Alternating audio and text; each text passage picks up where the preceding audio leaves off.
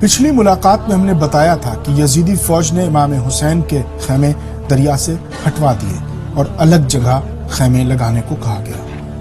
امام حسین کے سپاہ سالار بھائی عباس کو جلا لایا، لیکن بہن زینب کے کہنے پر انہوں نے اپنے ارادے بدل دیے۔ خیمے نہر سے ہٹ کر دوسری جگہ لگا لیے گئے۔ ادھر خیموں میں عبادتوں کا ماحول تھا، قرآن کی تعلیمات پر عمل کرتے ہوئے کردار تھے، اور ادھر نہر کی ناکے بندی کی جا رہی تھی۔ حسین ابن علی کے خیمے سے نہر پر جانے والے راستوں پر پہرا بڑھایا جا رہا تھا۔ فوج کی تعداد بڑھ رہی تھی، چاروں طرف سپاہی نظر آ رہے تھے۔ کوفے سے ابن زیاد بھی اپنے خاص دستے کے ساتھ آ چکا تھا۔ ابن زیاد نہر القمہ کے کنارے ٹہل کر حالات کا جائزہ لے رہا تھا۔ اپنے سپاہیوں سے اس نے پوچھا کہ نہر پہ تو ہمارا قبضہ ہے نا؟ جواب ملا، جی ہاں، ہمارے آنے سے پہلے حسین ابن علی کا خیمہ یہیں پر تھا، بہت مشکل سے خیمہ ہٹایا ہے۔ عباس تو بپھر گیا تھا، بڑی مشکل سے ہم نے خیمے ہٹوائے۔ ابن زیاد نے ساری باتیں سنی، پوچھا حسین کی فوج کتنی ہے؟ خولی نے بڑھ کر آواز دی کہ فوج کیا ہے، گنتی کے لوگ ہیں، زیادہ تر عورتیں اور بچے ہیں۔ ابن زیاد مسکراتے ہوئے اپنی فوج پر نظریں دوڑا رہا تھا اور کہتا جا رہا تھا کہ کل تک تو اور بھی فوجیں آئیں گی، ہماری تعداد، ہمارے اسلحے، ہماری تلواریں دیکھ کر حسین بیعت ضرور کر لیں گے۔ سپاہی نے کہا حسین بیعت کو راضی نہیں ہوں گے، ان کی باتوں سے صاف ظاہر ہے کہ وہ موت کو ترجیح دیتے ہیں۔ ابن زیاد غصے میں چور ہو کر بولا کہ پھر سختی بڑھا دو، نہر پر پہرا بٹھا دو، دیکھتے ہیں کہ کتنے دنوں تک وہ پیاسے رہتے ہیں، اپنے بچوں کی پیاس دیکھ سکتے ہیں۔ سختی بڑھنے لگی۔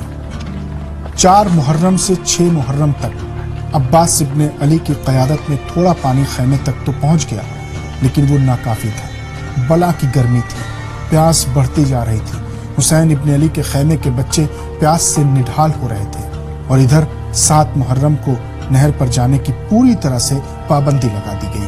عباس ادھر بار بار اپنے آقا حسین ابن علی سے پانی لانے کی اجازت مانگتے ہیں۔ حسین جانتے تھے کہ عباس اگر گئے تو جنگ ہوگی، جنگ ٹل جائے تو بہتر ہے۔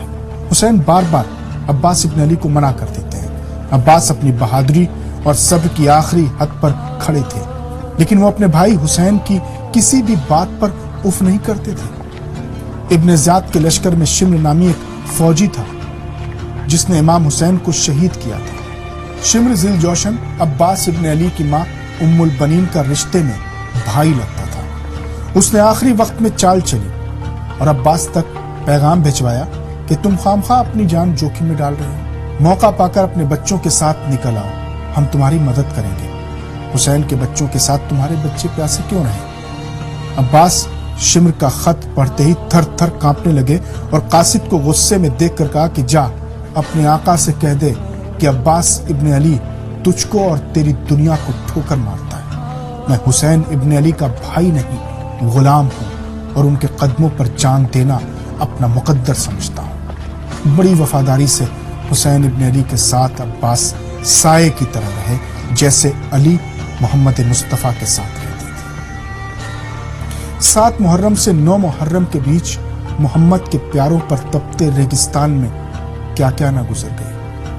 پھول سے بچے، نازوں سے پالے لاڈلے ایک ایک قطرہ پانی کے لیے ترس رہے تھے۔ 9 محرم کی صبح ہی ابن سعد نے جنگ کی تیاریاں شروع کر دی، اور 9 محرم کو شام ہوتے ہی ابن سعد نے پہلا حملہ کیا اور چلا چلا کر کہنے لگا کہ لوگوں گواہ رہنا کہ پہلا تیر میں نے ہی مارا ہے۔ سب نے اسے آ کر مبارکباد دی اور اس کی بہادری کی تعریف کرنے لگے۔ ادھر امام حسین نے عباس کو بلایا اور کہا کہ جا کر ذرا پوچھو یہ اچانک حملہ کیوں کیا ہے، وہ بھی عورتوں اور بچوں کے خیموں پر۔ عباس اپنے ساتھیوں کے ساتھ دشمن کی طرف بڑھے، بولے یہ اچانک حملے کا کیا سبب ہے؟ دشمن نے کہا کہ ہمیں ہمارے امیر کا حکم ملا ہے کہ حسین کے قافلے پر حملہ شروع کر دیا جائے۔ عباس نے فوراً گھوڑا اپنے آقا کی طرف موڑا، امام حسین سے خود بھی جنگ کی اجازت مانگی۔ حسین ابن علی نے عباس سے کہا عباس جاؤ، ان سے 1 رات کی مہلت لے لو۔ عباس نے پھر اپنا رخ دشمن کی طرف کیا اور فرمایا کہ امام چاہتے ہیں کہ 1 رات کی مہلت مل جائے، صبح جو جی چاہے فیصلہ کرنا۔ اور آخر کار امام حسین نے 1 رات کی مہلت لے لی اور جنگ 1 دن اور ٹل گئی۔